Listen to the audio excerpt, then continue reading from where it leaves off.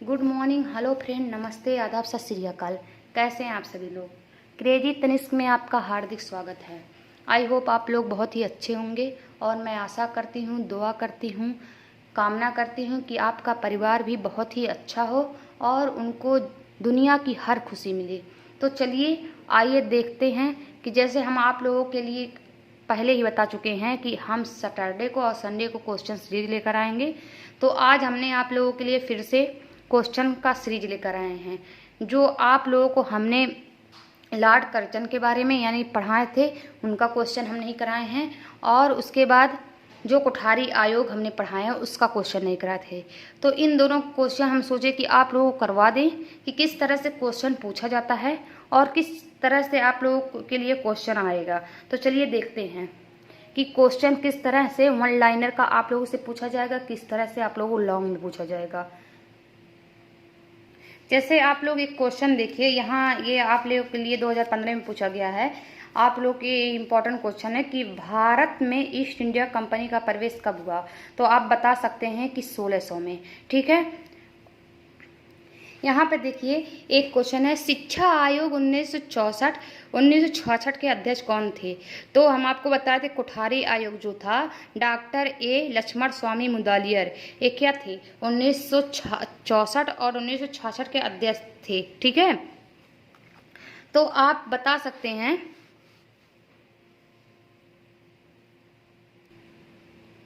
तो आप इसे एक क्वेश्चन अगर आपसे पूछा है डॉक्टर ए लक्ष्मण सिंह मुदलियार तो आप इसे रॉन्ग बताएंगे।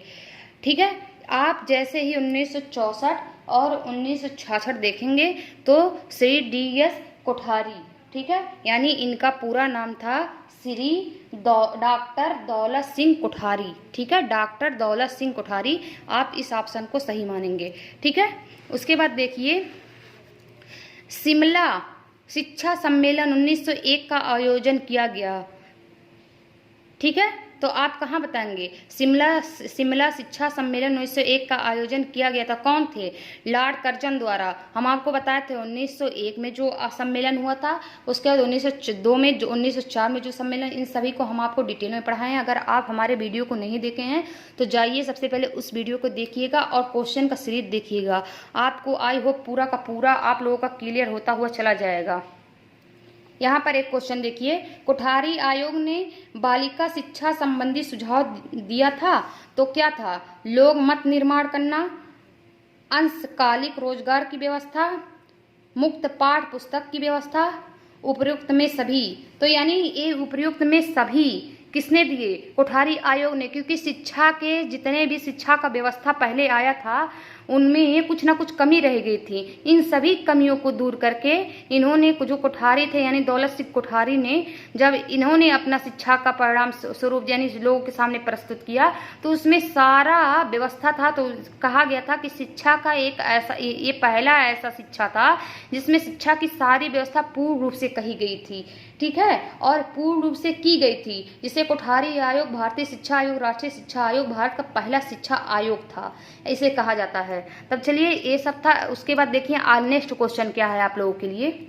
इस तरह से क्वेश्चन पूछेगा, कोठारी आयोग का गठन कब हुआ। तो आप बताएंगे 14 जुलाई 1964 में। ठीक है, कोठारी आयोग के अध्यक्ष कौन थे, तब प्रोफेसर डॉक्टर S कोठारी। ठीक है, उसके बाद देखिए आप लोगों से इस तरह क्वेश्चन पूछ सकता है कि भारतीय शिक्षा को लॉर्ड कर्जन की किन्हीं दो प्रमुख देनों का उल्लेख कीजिए। तो आप क्या बताएंगे। ये देखिए 2015 में BTC में पूछा गया है। तो केंद्रीय शिक्षा विभाग की स्थापना और भारतीय विश्वविद्यालय आयोग की स्थापना।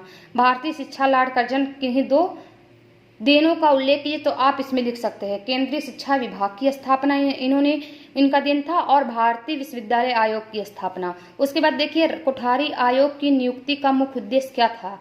तो क्या था, शिक्षा के राष्ट्रीय स्वरूप व शिक्षा के समस्त स्तरों के संबंध में सिद्धांत नीतियां बनाना। यानी शिक्षा के राष्ट्रीय स्वरूप यानी जो राष्ट्रीय स्वरूप था, और शिक्षा के समस्त यानी शिक्षा के जिन स्तरों को छोड़ दिया गया था और या जिन स्तरों को नहीं अपनाया गया था उनके संबंधित में इन्होंने नीतियां बनाई थी। ठीक है, किसने, कोठारी ने, दौलत सिंह कोठारी ने।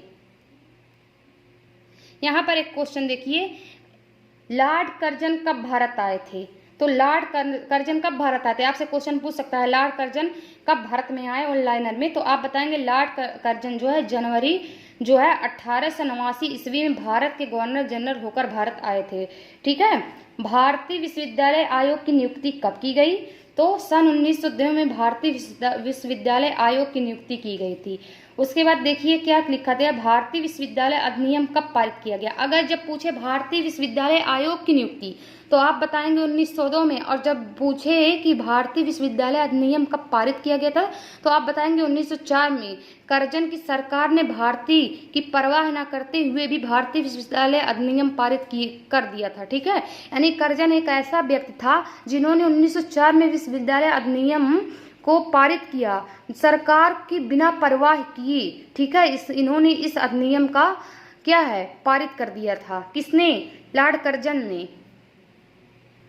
उसके बाद अगर आपसे पूछे कि लॉर्ड कर्जन के शिक्षा संबंधी सुझावों पे संक्षिप्त टिप्पणी कीजिए, जब सुझाव पूछेगा यानी सुझाव पे संक्षिप्त टिप्पणी करिए तो आप क्या लिखेंगे?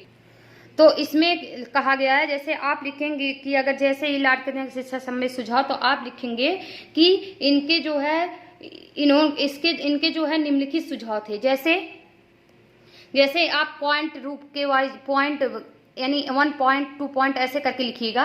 जैसे कि सरकार इन्होंने जो है लॉर्ड कर्जन जो थे सरकारी स्त्री शिक्षा पर अधिक व्यय किए, सरकारी औद्योगिक कृषि और व्यावसायिक शिक्षा पर विकास करें, शिक्षण प्रशिक्षण का उचित प्रबंध करें। इन्होंने इन सभी पर सुझाव दिए। ठीक है। और अगर पूछे कि लॉर्ड कर्जन के शिक्षा संबंधी सुझाव पर टिप्पणी ना पूछ के इनकी क्या देन थी, शिक्षा पर इनकी क्या देन, तो आप बताएंगे विश्वविद्यालय के पुनर्निर्माण तथा उच्च शिक्षा का स्तर ऊंचा उठाना, माध्यमिक शिक्षा का गुणात्मक वृद्धि, प्राथमिक शिक्षा की उन्नति, मातृभाषा को माध्यम बनाकर भारतीय भाषाओं का विकास।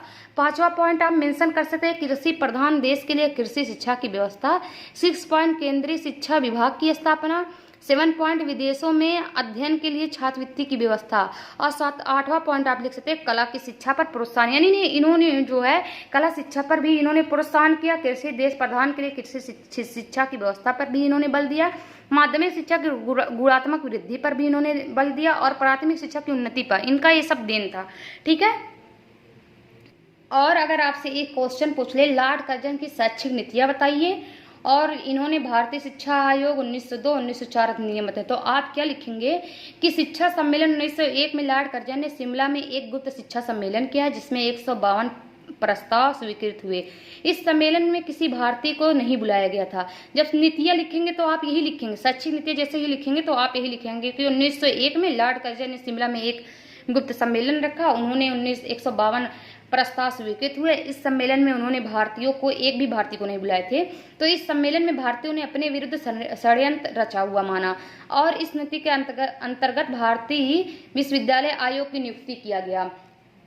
और जैसे ही 1902 अधिनियम आप पूछा जाएगा कि आप बताइए, तो आप बताएंगे लॉर्ड कर्जन ने अपनी शिक्षा नीतियां में उच्च शिक्षा को प्राथमिक प्रदान के विश्वविद्यालयों को सुधार के लिए 27 फरवरी 1902 को भारतीय विश्वविद्यालय आयोग का गठन किया। नंबर 1 भारत में स्थिति यानी भारत में जो स्थित थी विश्वविद्यालयों की स्थिति एवं उनकी भाव उन्नति की जांच करना। दूसरा क्या था? विधान एवं कार्य प्रणाली में सुधार करना। ये इनका 1902 में जो है शिक्षा यानी भारतीय शिक्षा विश्वविद्यालय का आयोग के लिए जो लाया गया था 1902, आप इसमें लिखेंगे। और जैसे ही लॉर्ड कर्जन विश्वविद्यालय अधिनियम 1904 पूछेगा तो आप लिखेंगे भारतीय विश्वविद्यालय सुझाव के बाद सन 1904 में भारतीय विश्वविद्यालय अधिनियम पारित किया गया जिसकी सिफारिशें निम्नलिखित थी। जैसे विश्वविद्यालयों की अध्ययन एवं शोधकर्ता हेतु प्रोफेसर एवं टीचरों की नियुक्ति। और इनमें क्या कहा गया था? कलकत्ता, मद्रास, मुंबई में स्थापित विद्यालयों की संख्या अधिकतम 20 हो, यानी जो कलकत्ता हो, मद्रास हो, मुंबई में जो स्थापित किया गया हो विश्वविद्यालय उनकी संख्या अधिकतम जो है 20, लेकिन न्यूनतम यानी कम से कम आप 15 होनी चाहिए। ठीक है। तो ये लॉर्ड कर्जन के बारे में था। अब देखते हैं वुडवर्थ कोठारी आयोग के बारे में क्या कहा गया है। और देखिए जैसे कि इसमें लिखा गया है कोठारी कमीशन की क्या संपत्तियां थी। ठीक है। आप अगर इसमें किताबी लैंग्वेज से आप लिख रहे हैं तो आपका नंबर कहीं ना कहीं कर सकते, लेकिन अगर आप इस पॉइंट को जैसे अपने से नोट्स या वगैरह जो हम भी बनवा रहे हैं अगर उस हिसाब से लिखेंगे तो आपका एक नंबर कहीं नहीं जाएगा। तो आप इस हिसाब से आप लिखेंगे, अगर जैसे ही इनका है तो आप क्या लिखेंगे, भारतीय शिक्षा आयोग कोठारी आयोग के नाम से जाना जाता है। भारतीय शिक्षा के इतिहास में कोठारी आयोग अन्य सभी आयोग में अधिक महत्वपूर्ण थे। ठीक है, इन जो लोगों का सुझाव आया था उनकी कमियों को दूर करने के लिए 1964 में भारत के केंद्रीय सरकार डॉक्टर सी कोठारी की अध्यक्षता में स्कूली शिक्षा प्रणाली के नया आकार व नया दिशा उद्देश्य देने के लिए एक गठन किया गया जिसे कोठारी आयोग के नाम से जाना जाता है। इनके निम्नलिखित सुझाव थे। क्या क्या सुझाव थे इनके, जैसे प्राथमिक स्तर पर बालकों को निःशुल्क पाठ्य पुस्तक उपलब्ध कराना, प्रतिभाशाली छात्रों को छात्रवृत्ति दी जाए, विकलांग बालिकाओं के लिए प्रत्येक जिले में पृथक विश्वविद्यालय खोला जाए, अध्यापक के वेतन प्रशिक्षण तथा स्थिति सुधार किया जाए, स्त्री तथा पुरुषों की शिक्षा के अंतर को दूर किया जाए, उच्च स्तर पर बुक बैंक की व्यवस्था की जाए। ठीक है, ये सभी जो है आप इसमें मेंशन कर सकते हैं। जैसे स्त्री शिक्षा पर इन्होंने अधिक बल दिया और व्यवसायिक शिक्षा पर शिक्षण के कार्यक्रम पर इन्होंने बल दिया। उसके बाद उच्च स्तर शिक्षा पर बुक बैंक की व्यवस्था की जाए। इन सभी पॉइंट को आप मेंशन कर सकते हैं। ठीक है, कोठारी आयोग की जांच के विषय क्या थे, आपसे पूछ सकता है कोठारी आयोग की जांच के विषय क्या थे।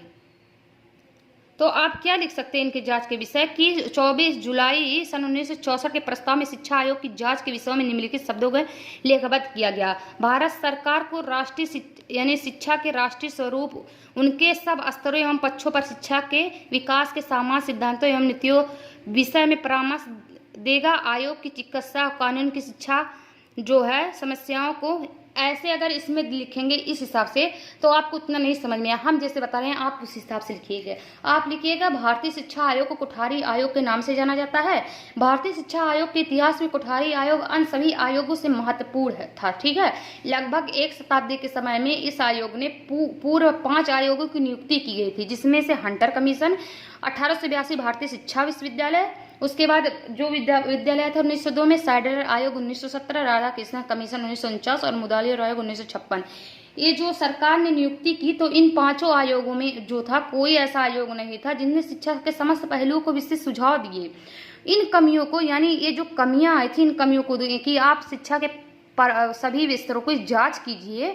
इन्हीं जांच के लिए जो है कोठारी आयोग इन कमियों को दूर करने के लिए भारत की केंद्रीय सरकार ने डॉक्टर दौलत सिंह कोठार की अध्यक्षता में जो सरकारी स्कूल थे, यानी स्कूली शिक्षा प्रणाली जो भी स्कूल थे, नया आकार व नई दिशा देने के उद्देश्य में एक आयोग का गठन किया जिसे कोठारी आयोग से नाम से जाना जाता है। इस आयोग ने भारतीय शिक्षा के गहन समीक्षा प्रस्तुत की जो भारत के शिक्षा के इतिहास में आज भी सबसे अधिक गहन अध्ययन माना जाता है। इसे भारतीय शिक्षा आयोग के नाम से भी जाना जाता है। ठीक है, आप ही हिसाब से लिखेंगे तो आपका कहीं भी एक नंबर नहीं जाएगा। ठीक है, अगर पूछे आपसे कि कोठारी कमीशन उच्च शिक्षा में छात्रों की अनुशासनहीनता को दूर करने के लिए क्या सुझाव दे, तो आप क्या कह सकते हैं कि इन्होंने निम्नलिखित सुझाव दिए थे। जैसे शिक्षा व प्रशासन में संबंधित सब कमियों को दूर किया जाए, शिक्षा के सब स्तरों संस्थाओं में सुधार किया जाए। ठीक है, छात्र संघ एवं छात्रों की सभी जो समितियां में शिक्षक आवश्यक होने चाहिए। ठीक है, उच्च शिक्षा की सब संस्थाओं द्वारा छात्रों को निर्देश व परामर्श दिया जाना चाहिए। ये सब आप मेंशन करेंगे। उसके बाद आप कहेंगे बालिकाओं को भी विज्ञान और गणित की शिक्षा दी जाए, सभी छात्रों को प्राइमरी स्कूल में मातृभाषा की शिक्षा दी जाए। इन सभी पॉइंट को आप जोड़ सकते हैं। ठीक है, 6 वर्ष पूरे होने पर ही कक्षा 1 में नामांकन किया जाए। पहले सार्वजनिक परीक्षा 10 वर्ष की विश्वविद्यालय शिक्षा पूरी करने के बाद ही किया जाए। ठीक है, इन सभी पॉइंट को आप मेंशन कर सकते हैं। और अगर आपको लग रहा कि ये सभी पॉइंट आपको कहाँ मिलेंगे जो हम बोल रहे हैं, तो आप हमारे फर्स्ट वीडियो को देखिएगा जो हमने लॉर्ड कर्जन और कोठारी आयोग के बारे में पढ़ाए हैं। तो आपको सारा का सारा वो पॉइंट समझ में आएगा। आई होप आपको कोई कमी जो कोई कमी आपके अंदर जो अगर कोई हिचकिचाहट हो भी दूर हो जाए और आपकी सारी समस्याओं का हल मेरी वीडियो में मिल जाए। अगर आपसे पूछे कि कोठारी आयोग को गुणों का वर्णन कीजिए तो आप बताएंगे कोठारी आयोग को प्रमुख गुणों का वर्णन निम्नलिखित पर। जैसे अधिक से अधिक लोगों को शिक्षा ग्रहण करने के लिए आग्रह करना, नवीन प्रयासों एवं शोधकर्ताओं को प्रोत्साहन देना। ठीक है, शिक्षा का सर्वांगीण विकास यानी शिक्षा का जो विकास सभी प्रकार से होनी चाहिए, सभी को मिलना चाहिए। शिक्षा पर अधिक से अधिक धन व्यय किया जाए, यानी शिक्षा का पर अधिक से अधिक आप धन व्यय करेंगे जिससे शिक्षा का स्वरूप और अच्छा हो सके और उसका स्तर सुधर सके, जो कमियां हैं। शिक्षा प्रणाली एवं मूल्यांकन में महत्वपूर्ण परिवर्तन। ठीक है, विद्यार्थियों को अधिकाधिक सहायता प्राप्त हो रही है, यानी जब आप शिक्षा के प्रणाली को सुधार करते हो, इससे क्या है, विद्यार्थियों के अंदर जो कमी है और उसको अधिक से अधिक प्रोत्साहन मिलेगा और वो शिक्षा का एक स्तर से दूसरे स्तर को प्राप्त करने में नहीं चूकेगा। ठीक है, शिक्षा की राष्ट्रीय उद्देश्य पर बल, प्रौढ़ शिक्षा के लिए महत्वपूर्ण मार्गदर्शन, यानी प्रौढ़ शिक्षा जो लोग शिक्षा से छूट गए हैं और शिक्षा को नहीं कर पाए हैं, वो लोग प्रौढ़ शिक्षा में, यानी जो वो अपनी आधी उम्र से ज़्यादा हो जाते हैं, तो वो शिक्षा को प्राप्त आसानी से कर सकें। ठीक है, विज्ञान व कृषि शिक्षा पर भी बल दिए कि ये सब इनके गुण थे। ठीक है, और अगर दोष की विवेचना, जैसे ही दोषों की विवेचना, तो आप लिखेंगे कोठारी आयोग को प्रमुख दोषों की विवेचना निम्न प्रकार थी। नंबर 1, इस आयोग को पूर्ण रूप क्रियान्वित रूप से गांधी जी ने बेसिक शिक्षा का संस्कार, यानी बेसिक शिक्षा का